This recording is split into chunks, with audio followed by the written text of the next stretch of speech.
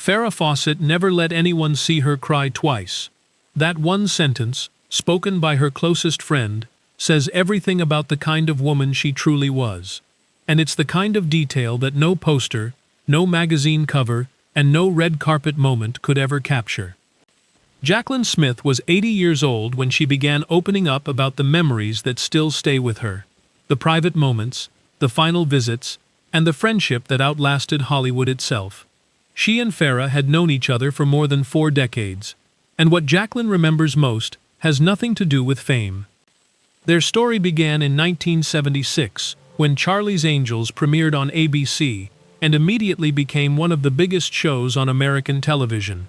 Alongside Kate Jackson, the 3 actresses became overnight sensations, surrounded by security, mobbed by fans, and compared by Jaclyn herself to rock stars. But behind all of that, she says, the atmosphere between them felt less like a high-powered TV set and more like a college dorm. They shared lunches in their trailers, went shopping together on weekends, laughed constantly, and genuinely celebrated each other. There was no rivalry, no competition for screen time, just 3 women who happened to become famous at the same moment and chose to go through it together. When Farrah left the show after just 1 season in 1977, fans were stunned. But Jaclyn says the cast understood completely. Farrah wanted to be taken seriously as an actress, not just admired as an image, and she was willing to walk away from one of the hottest shows on television to prove it.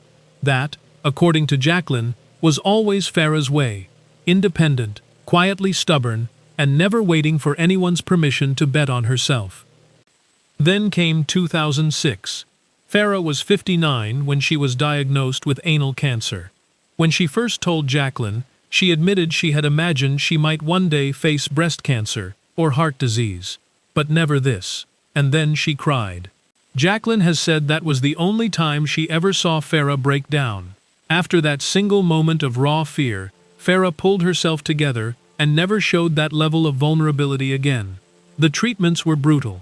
Jaclyn described watching her friend's legs swell to several times their normal size. And yet, during one visit, Farrah showed up with a homemade German chocolate cake and immediately wandered into Jaclyn's closet to try on shoes. Sick, in pain, and still somehow completely herself. In 2007, Farrah launched the Farrah Fawcett Foundation, raising money for cancer research and working to remove the stigma surrounding HPV-related cancers. Jaclyn later called this Farrah's defining moment, choosing, at the hardest point in her life, to make her suffering useful to strangers she would never meet. Near the end, Jaclyn sat with her for about 3 hours in her Los Angeles apartment.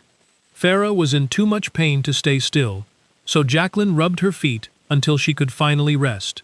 They didn't talk about television or fame. They talked about their kids, their lives, and their shared Texas roots.